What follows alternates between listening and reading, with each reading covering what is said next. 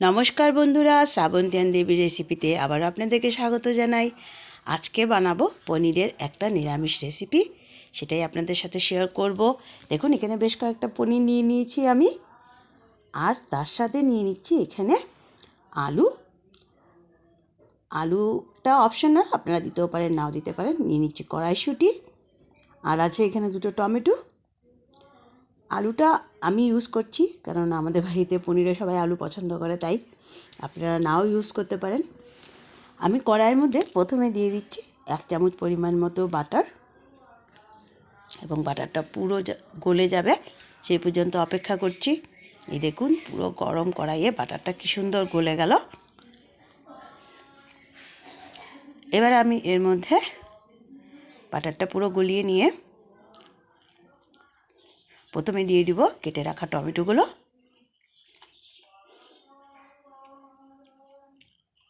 দিয়ে দিচ্ছি এখানে আদা, 2 টুকরো আদা দিয়ে দিয়েছি। এবার বাটারের সাথে এগুলোকে ভেজে নেব। আজকে যে রেসিপিটা বানাবো সেটা হচ্ছে মটর পনির। তা মটর পনিরে আলু ইউজ হয় না, তাই আমি প্রথমেই বললাম। সামান্য একটুখানি লবণ দিয়ে দিলাম, বাট আমাদের বাড়িতে পনির মানেই একটু আলু দিতে হবে, তাই আমি এখানে একটা আলু ইউজ করব। আপনারা চাইলে আলু নাও দিতে পারেন। এবার এর মধ্যে দিয়ে দিচ্ছি 2 ইঞ্চি কাঁচা লঙ্কা, দিয়ে আবারও ভেজে নিচ্ছি এটাকে।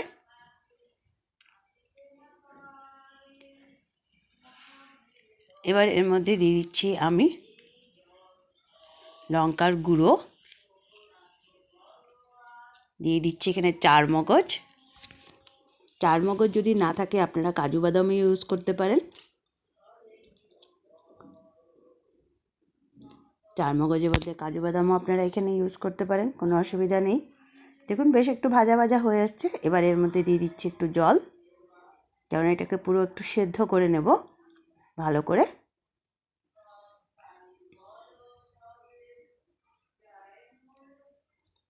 ভালো করে এইগুলোকে একটু সেদ্ধ করে নিতে হবে। টমেটো, 4 মগজ, আদা। দিয়ে দিচ্ছি কাশ্মীরি লাল মির্চি, 1 চামচ পরিমাণে কাশ্মীরি লাল মির্চি দিয়ে দিয়েছি। দিয়ে ভালো করে মিশিয়ে নিয়ে এগুলোকে সবগুলোকে খুব ভালো করে একটু সেদ্ধ করে নেব। সেদ্ধ করে নিয়ে এর একটা পেস্ট তৈরি করে নেব। মশলার পেস্টটা আমার তৈরি হয়ে যাবে তাহলে। এটা আমার সেদ্ধ হয়ে গেছে, একটু ঠান্ডা করে মিক্সিতে এটা পেস্ট করে নেব। এবার আবারও কড়াইটা বসিয়ে দিলাম এবং দিয়ে দিলাম এর মধ্যে তেল। 2 থেকে 3 চামচ তেল দিয়ে দিয়েছি। তেলটা গরম হয়ে এলে আমি এর মধ্যে প্রথমে আলুগুলোকে ভেজে নেব। যদি আপনারা আলু ইউজ না করেন তাহলে তো আলু আর ভাজতে হবে না, যেহেতু আমি একটা আলু ইউজ করছি। তো প্রথমে আলুগুলোকে একটুখানি ভেজে নেব।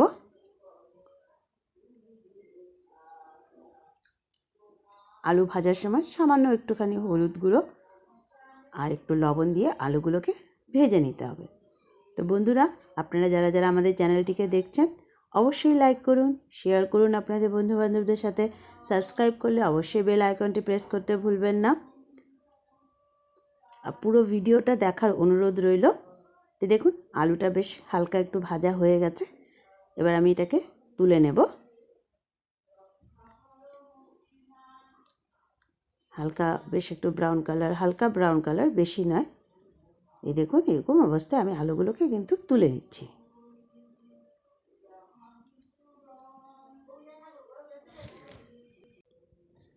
আলুগুলো আমি পুরো তুলে নিলাম। এবার এই একই তেলে আমি প্রথমে দিয়ে দিচ্ছি গোটা গরম মশলা ফোড়ন, যেখানে থাকে দারচিনি, এলাচি 2টো দিয়েছি, লং দিয়েছি। গোটা গরম মশলাটা একটু লাল হয়ে এলে আপনারা একটু খেয়াল রাখবেন, এলাচি দারচিনি কিন্তু ফোটে। দিয়ে দিচ্ছি গোটা জিরে, সাদা জিরে যেটা হয় সেটা দিয়ে দিলাম।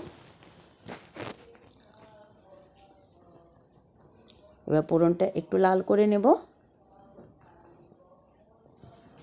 এবার যে মশলাটা আমি ভেজে নিয়েছিলাম এবং মিক্সিতে পেস্ট করে নিয়েছিলাম, সেই মশলাটা এর মধ্যে দিয়ে দিলাম।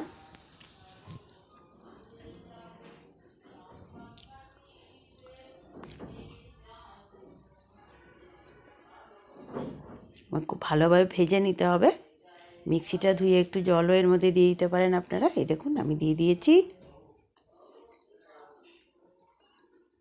ভালো করে মশলাটাকে কিন্তু ভেজে নিতে হবে।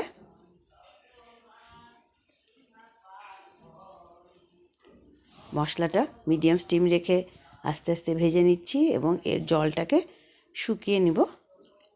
তো পুরো জলটা শুকানোর আগে এর মধ্যে আরও কিছু জিনিস আমি অ্যাড করে দেব, যেমন কড়াইশুঁটিগুলো প্রথমে দিয়ে দিতে হবে। কড়াইশুঁটিগুলো তো একটু সেদ্ধ হতে হবে, তাই জলটা মশলা পুরো শুকানোর আগে কড়াইশুঁটিগুলো এর মধ্যে দিয়ে দিলাম। এতে মশলার জলটা শুকানোর সাথে সাথে মশলাটাও ভাজা হবে এবং কড়াইশুঁটিগুলো বেশ নরম হয়ে যাবে। এতে চাইলে আপনারা ঢাকা দিয়েও রাখতে পারেন একটু সময়। এই দেখুন আস্তে আস্তে এবার এর মধ্যে দিয়ে দিচ্ছি 1 চামচ মতো হলুদ গুঁড়ো, দিয়ে দিচ্ছি 1/2 চামচ জিরে গুঁড়ো, 1/2 চামচ ধনিয়া গুঁড়ো আর সামান্য একটুখানি লঙ্কার গুঁড়ো। যেহেতু আমি কাশ্মীরি লঙ্কা গুঁড়ো দিয়েছি এবং তার সাথে কাঁচা লঙ্কাও পেস্ট করেছি, তাই সামান্য লঙ্কার গুঁড়ো দিয়ে দিলাম আর দিয়ে দিলাম পরিমাণ মতো লবণ। এবার ভালো করে সব মশলাগুলোকে একসাথে মিশিয়ে নিয়ে খুব ভালো করে ভেজে নিতে হবে যতক্ষণ না পর্যন্ত মশলার থেকে তেলটা ছাড়ছে। মশলাটাকে কিন্তু খুব ভালোভাবে ভেজে নিতে হবে। একটু ঢাকা দিয়ে দিচ্ছি আমি, যাতে কড়াইশুঁটিটাও বেশ একটু নরম হয়ে যায়।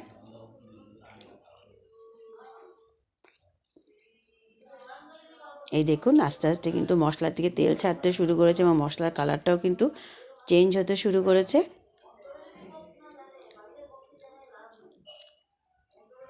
এবার এর মধ্যে আমি পনিরগুলো দিয়ে দেব। আমি এখানে কোটার পনিরটাই ইউজ করেছি, আপনারা চাইলে মার্কেটে যে পনির পাওয়া যায় সেটাও ইউজ করতে পারেন। পনিরগুলো এর মধ্যে দিয়ে দিলাম এবং ভালোভাবে এবার মশলার সাথে পনিরগুলোকে মিশিয়ে নেব। কোটার পনিরটা আগে না ভাজলেও হয়, বাট মার্কেটের খোলা পনির যদি আপনারা আনেন আগে একটু ভেজে নেবেন। মশলার সাথে ভালো করে মিশিয়ে নিলাম।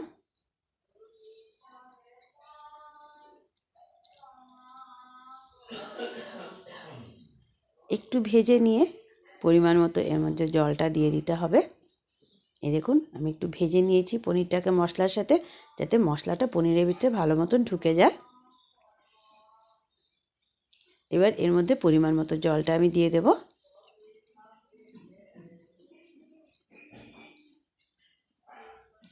জল দিয়ে দিয়েছি, ভালো করে মিশিয়ে নিলাম।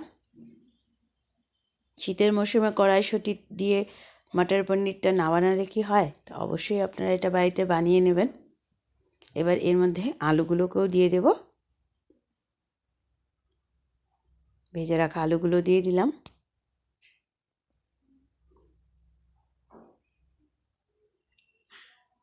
দিয়ে ভালো করে আবার মিশিয়ে নিয়ে 2 থেকে 3 মিনিট রান্না করে নিলেই তৈরি হয়ে যাবে আমার এই মটর পনির রেসিপিটি।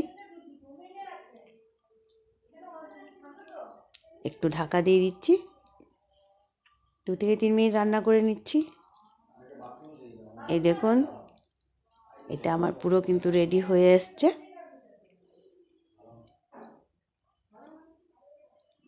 দু থেকে 3 মিনিট রান্না করে নিয়েছি আমি এটাকে।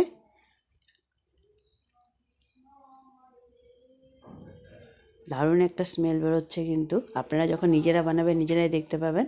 দিয়ে দিচ্ছি সামান্য একটুখানি চিনি, যেহেতু নিরামিষ রেসিপি একটু চিনি না দিলে ভালো লাগবে না।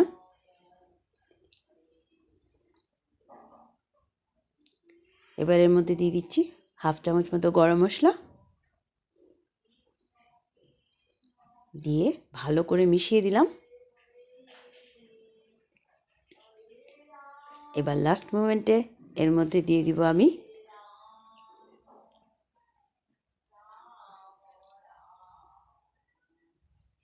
একদম লাস্ট মোমেন্টে এর মধ্যে দিয়ে দিতে হবে কস্তুরি মেথি পাতা। দিয়ে এটাকে ঢাকা দিয়ে গ্যাসটা আমি অফ করে দেব। আমার মটর পনির একদম রেডি। এই দেখুন আমি 1 মিনিট পর ঢাকাটা খুলছি, খুব সুন্দর একটা স্মেল এবং কালার হয়ে গেছে এবং মটর পনিরও পুরো রেডি হয়ে গেছে। তো চলুন এবার নামিয়ে নেওয়া যাক। তো গরম গরম ভাতের সাথে গরম গরম মটর পনির সার্ভ করুন আর সবাইকে তাক লাগিয়ে দিন এই শীতের সিজনে। তো সবাই ভালো থাকবেন, সুস্থ থাকবেন, আবার দেখা হবে নতুন একটা রেসিপির সাথে। ততক্ষণের জন্য ধন্যবাদ।